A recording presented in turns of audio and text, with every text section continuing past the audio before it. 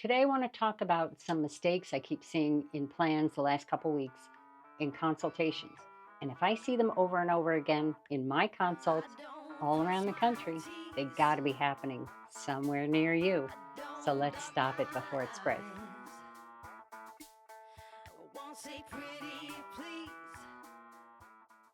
The first one is a biggie, and that's your fridge placement because your fridge is gigantic.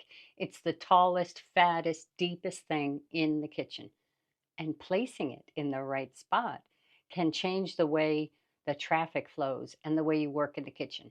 When you're locating the fridge, you want to remember that you want to be able to work and get stuff out of the fridge and keep it near to a sink. That's the path most traveled when you're in the kitchen. You're going from the sink to fill up the coffee pot, to the coffee maker, to the fridge to get Cream to the sink to empty the cup, to the dishwasher, back to the fridge to put the milk away. that's the most traveled path. So we want to make sure that the fridge is located close enough to the sink that it works. However, you don't want to place the fridge in a way that it's going to get in the way. You're not the only one in the kitchen. If kids come in and they want to get a snack, or you have guests and they want to get something to drink or get ice out of the freezer, you want to make sure that the fridge is located in a spot that's close enough but far enough away. That's why I love putting fridges on the end runs of cabinets or a kitchen so it defines the end of the kitchen. It's this big monolithic thing. Boom, here it is. Check the amount of steps from your sink to your fridge and check when you're standing at your sink and you want to get stuff out of the fridge. Is somebody coming from the living room going to be in your way? Coming in at number two is the door placement for your bedrooms. Make sure that they open to a pretty view. So, feng shui says that it shouldn't open to the side of the bed, or the doorway shouldn't be next to the bed because that creates a sense of insecurity when you're sleeping.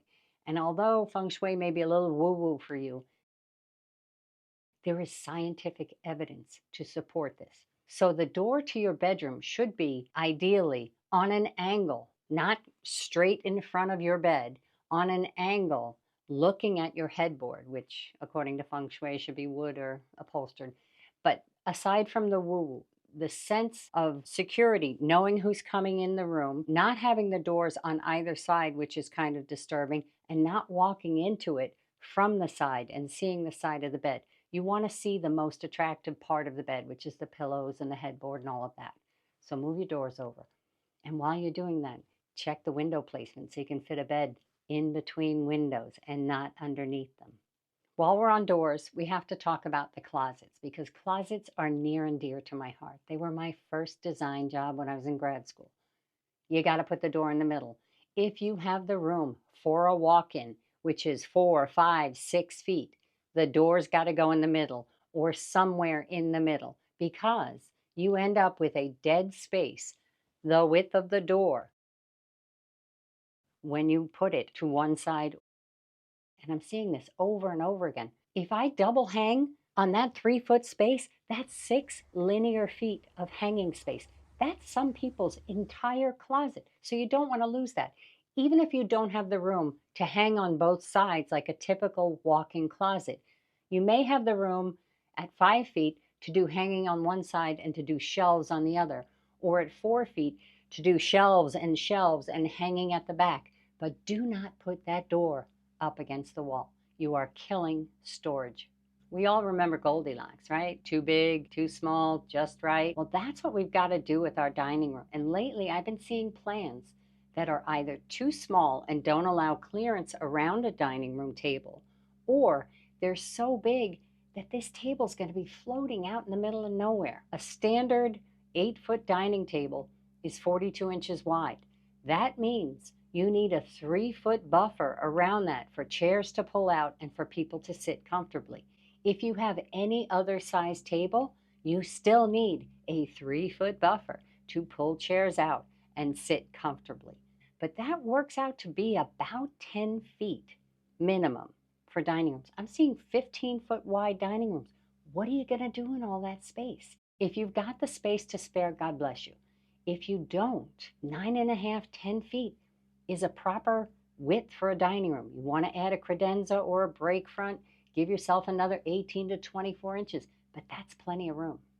I've never had a garage before. It's the most exciting thing in the entire world for somebody from New York City. I feel like I'm Batman pulling out of there. And I'm seeing a lot of really massive garages and plans that I am so jealous of. But one of the things that some of them have are the posts to support the ceiling, to support the roof above. And when you pull your car in, those posts will be at exactly the place where your doors open. If you can catch it in the design and afford it, put a beam, put a triple laminated whatever beam to support the weight of the roof so that you can get a wide open space. It is heaven to have all that room to negotiate, to have teenage drivers opening doors and not bashing into support columns in the middle of the garage. So check your plans. Most important in some of the mistakes that I'm seeing are the lighting plans, of course, because I get clients coming to me to help them with their lighting plans. Look at your plans. If they are symmetrical, if you see an even grid of laid out lights for your recessed plan, you need to take a harder look at how it's going to work, where you're going to do tasks in the space, because a symmetrical grid is only going to evenly light the space like an office.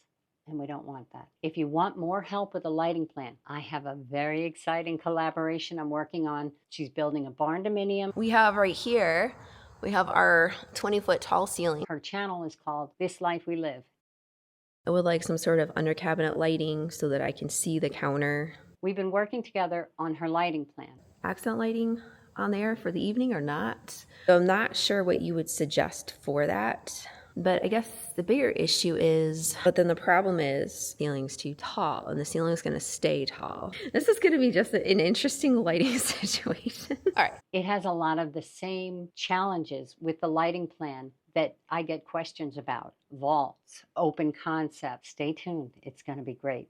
Thanks so much for watching.